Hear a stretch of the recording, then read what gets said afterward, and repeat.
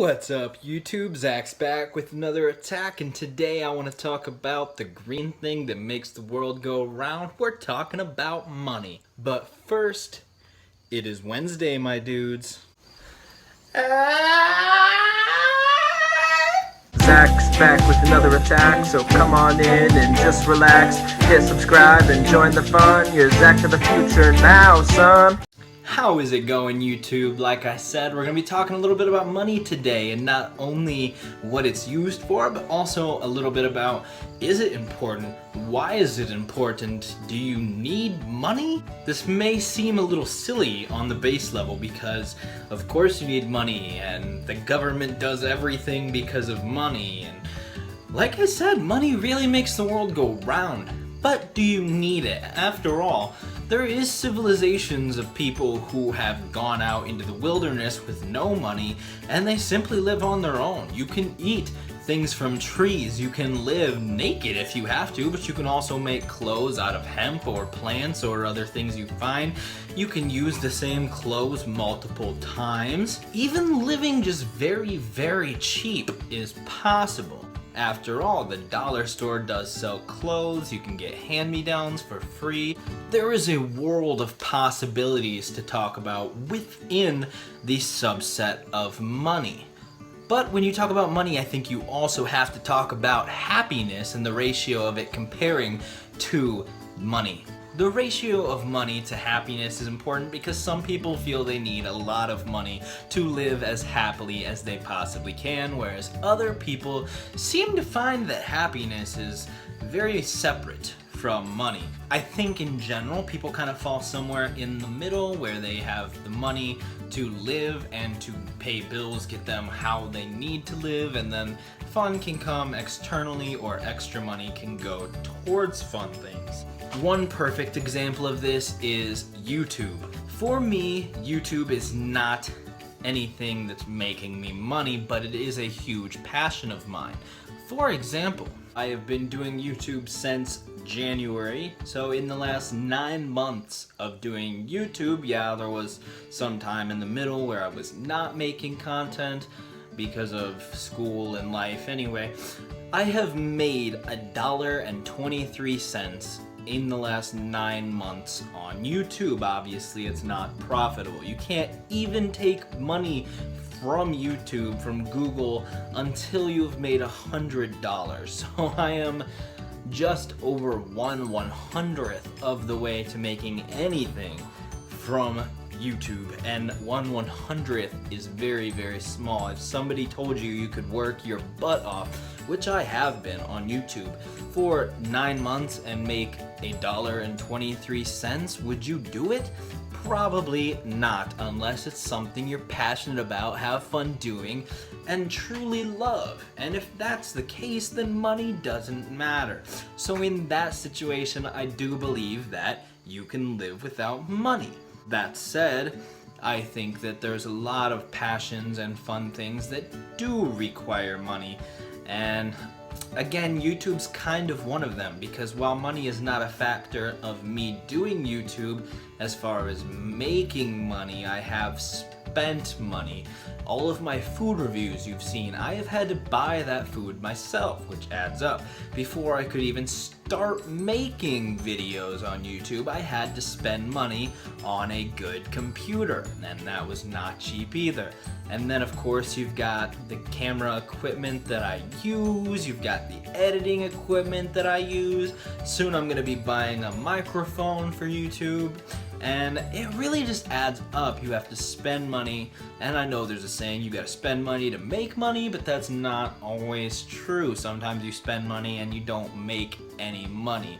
Alternatively, there's such passions such as snowboarding, that cost money. There's such passions as traveling the world. Do you know how much money that costs? It's crazy expensive. Maybe you're a car collector. Maybe you just really like Apple products. I mean, there's so many things that just cost money, and if that's something you're really into, it takes money to do it, and you don't always make money from it. So, in that situation, money is important. But the real question is, do you need money? Can you live without Apple products? Absolutely. Can you live without going snowboarding? Can you live without doing YouTube? Yes, yes, and yes. Obviously, you can live without all of these things, and it is possible to live without money regarding those. But as you can see, I'm in a house right now, and that requires either a mortgage payment or rent. Unless, of course, you live with your parents or something, so maybe you can bypass that for now, but eventually that will become an issue. Once you have a house, you've got electric payments, water payments, gas maybe, and then you've got your phone bill. You've got a car payment maybe, at least gas for your car. Or if nothing else, a bus pass. You might need to buy shoes even if you walk everywhere. It's very hard to live with no money. That doesn't mean people don't do it, but in the modern society we live in, it's hard to live without any money at all. But what about food?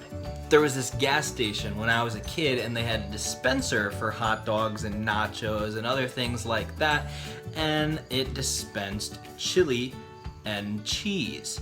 And they didn't monitor it. It said free, which it was mainly free if you got these nachos and if you got the hot dogs or whatever. And I would just go and take a cup and fill it with cheese and chili, stir it all together, and it was a great meal, absolutely free. Alternatively, there's a lot of websites where you can have free coupons to get free food. You can get birthday coupons for things. One time I even stood in line for 3 hours before a taco place opened its doors for the first time ever and got a year's worth of free tacos. So there is definitely ways to get around having to buy food. But what about besides food? For shelter, you could live at homeless shelters, you could stay with friends or family. You could live in a cardboard box, but I don't recommend it in Indiana. You've got cold winters, Arizona, you've got hot summers, and it's not really ideal. One thing I have always wondered is it possible to live in a storage unit which you have to pay for, or better yet, could you live in a Walmart? The most famous story of people living in Walmart is of a couple living in the attic in a Tennessee Walmart, and they had a hot pad and were cooking meth and had basically taken a surround system and TV and satellite and all this other crazy stuff and taken it to the attic of a Walmart. Walmarts don't have attics. This story is fake news. And all in all, it's hard to live in a Walmart. That said, some people have actually done it. They found a teen in a Kentucky Walmart who had lived there for around 4 days. He set up a little campsite behind strollers and in another undisclosed location in the store, and he was stealing food, changing his clothes from the clothes they had there, and he avoided being caught for at least 4 days. Another person who was a homeless woman lived in the Walmart for at least 2 days, and she just slept in one of the entrance areas and by the layaway area. After being told to leave several times and refusing, the cops were called and she was kicked out.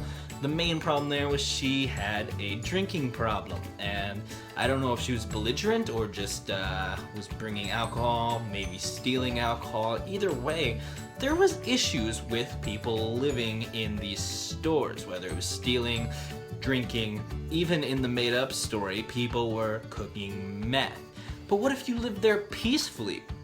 What if you slept in the bathrooms, you left during the day to do whatever you needed to do, money free, maybe you went to a gas station and got free chili, went to the Del Taco and got free food there. You could even find pieces of change on the ground and be fine. Obviously, this is all very hypothetical, and money is very important. It would be unrealistic to live in Walmart, to live in a storage unit, to live money free, really. You need a job. You need to get a house. you need to have a car, you need to do what you need to do to make ends meet. And I think that it is a good thing to realize that money isn't everything. That's the whole point of this video. Even though it's a little unrealistic, money's not everything, and there's alternative ways to make ends meet if money is tight.